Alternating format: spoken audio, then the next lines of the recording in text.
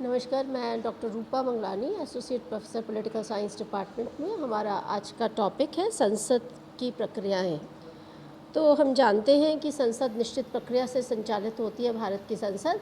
और संसद में प्रश्नकाल और शून्यकाल से संबंधित अनेक छोटे बड़े प्रश्न आते हैं जो कि आपको जानना चाहिए।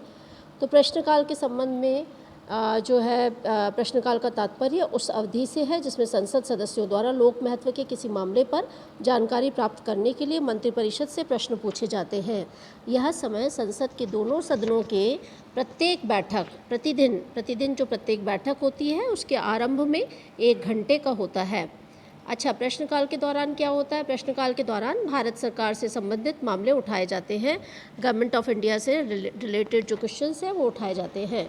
सार्वजनिक स्थिति का सामना करने के लिए, लोगों की शिकायतें दूर करने के लिए तथा किसी प्रशासनिक त्रुटि को दूर करने के लिए सरकार कार्यवाही करे, इससे संबंधित प्रश्न उठाए जाते हैं। अच्छा, जो प्रश्न पूछे जाते हैं वो विभिन्न प्रकार के प्रश्न होते हैं। वो कैसे होते हैं वो देखिए अगर हम, तो निम्न प्रकार के प्रश्न होते हैं। पहला, तारांकित प्रश्न।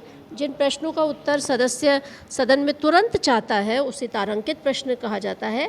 तारांकित प्रश्नों के अनुपूरक प्रश्न नहीं पूछे जाते, केवल प्रश्न ही पूछे जाते हैं। अतारांकित प्रश्न, जिन प्रश्नों पर तारा नहीं हो, जिन प्रश्नों का उत्तर सदस्य लिखित चाहता है, वो चाहता है कि उसे लिखित में उत्तर दिया जाए, उन्हें अतारांकित प्रश्न कहा जाता है। अतारांकित प्रश्नों का उत्तर सदन में नहीं दिया जाता और इन प्रश्नों के अनुपूरक प्रश्न नहीं पूछे जाते हैं।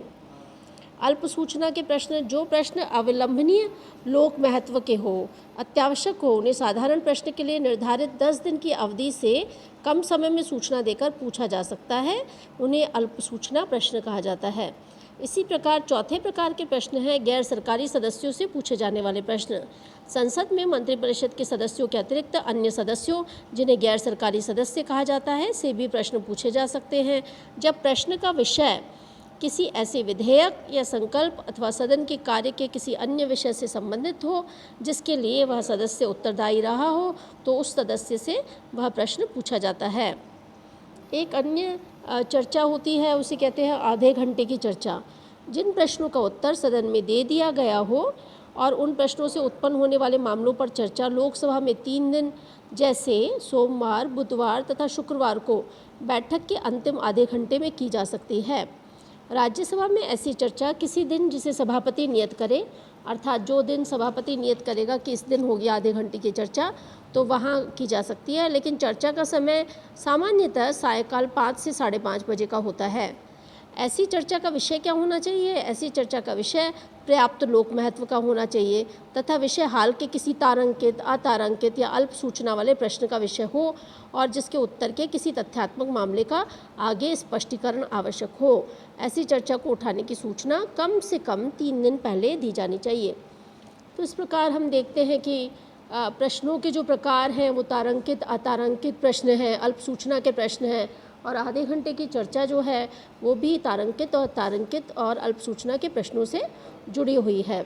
तो ये तीनों ही मामले आपस में जुड़े हुए हैं।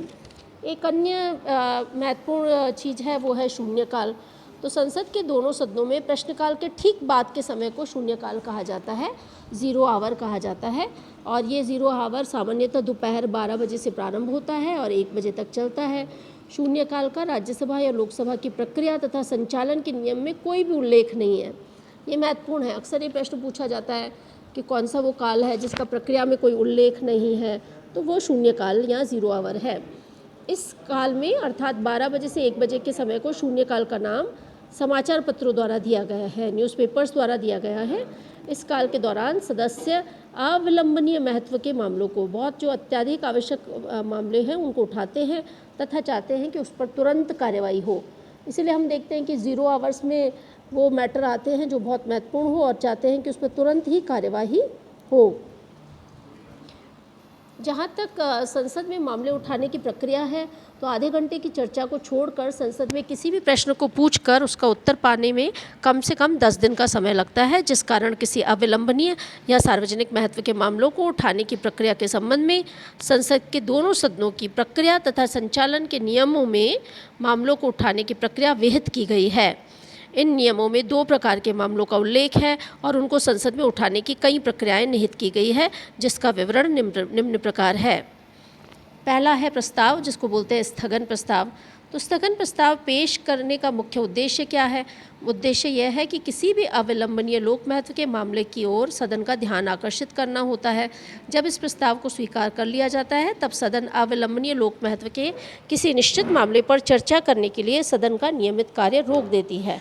अर्थात स्थगन प्रस्ताव पर चर्चा करने के लिए अन्य मामलों को रोक दिया जाता है। इस प्रस्ताव को पेश करने के लिए कुछ तत्व आवश्यक हैं, जैसे मामले का स्वरूप निर्धारित होना चाहिए, मामले का आधार तथ्यात्मक होना चाहिए, मामले में विलंब किया जाना उचित नहीं हो तथा मामला लोक महत्व का हो।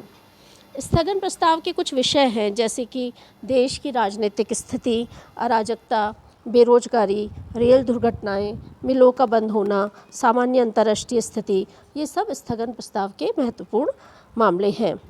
जो सदस्य स्थगन प्रस्ताव पेश करना चाहता है, उसे प्रस्ताव पेश करने के दिन 10 बजे सुबह प्रस्ताव की सूचना अध्यक्ष, सभापति, संबंधित मंत्री तथा महासचिव को देनी चाहिए।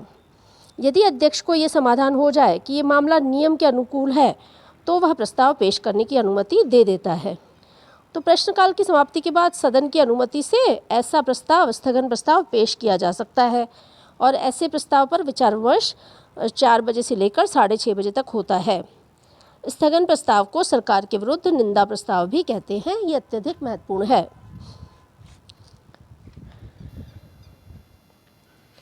अन्य प्रस्ताव है ध्यानाकर्षण प्रस्ताव। इस प्रस्ताव के माध्यम से सदन का कोई सदस्य अध्यक्ष, सभापति की अनुमति से अविलंबनीय लोक महत्व के किसी मामले की ओर किसी मंत्री का ध्यान आकर्षित करता है कि वह इस मामले पर एक संक्षिप्त वक्तव्य दे। मंत्री ऐसे प्रस्ताव पर या तो तुरंत वक्तव्य दे सकता है अथवा किसी अन्य स्थिति को वक्तव्य देने के लिए समय की मांग कर सकता है। इस प्रस्ताव के मुख्य स्रोत दैनिक समाचार पत्र होते हैं तथा कभी कभी वे किसी सदस्य की निजी जानकारी के आधार पर या उसके निर्वाचकों के साथ हुए पत्र व्यवहार के आधार पर भी दी जाती है। ध्यानाकर्षण प्रस्ताव से संबंधित नियम 1954 में बनाया गया था। यह प्रस्ताव जो है लिखित रूप में दिया जाता है। इसके साथ ही अल्पकालीन चर्चाएं भी होती हैं। गैर सरकारी सदस्य अविलंबनीय लोक महत्व के मामलों पर सदन में ध्यान में लाने के लिए अल्पकालीन चर्चा उठा सकते हैं।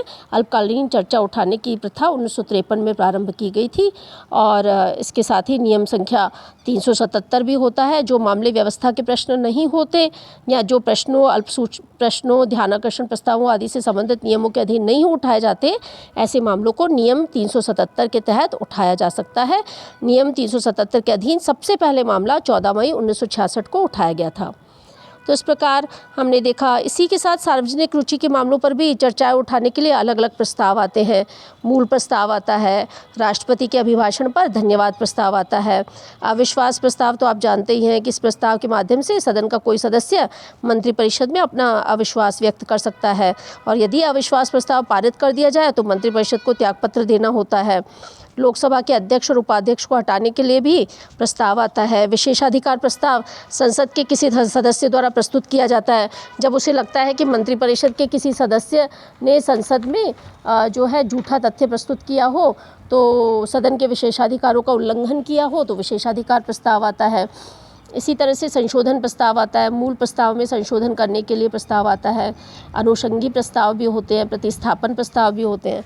तो ये महत्वपूर्ण संसद की प्रक्रिया से संबंधित मामले हैं जो आपको जानने चाहिए और संसदीय प्रक्रिया से संबंधित प्रश्न परीक्षा में भी आते हैं और आपके कंपटीशन में भी ये काम के प्रश्न हैं। तो आप इसकी तैयारी करें और इस पे हम जब मिलेंगे तो फिर से चर्चा करेंगे और इसके नोट्स भी बनाएं और इसका और अध्ययन भी करें। धन्यवाद। All the best.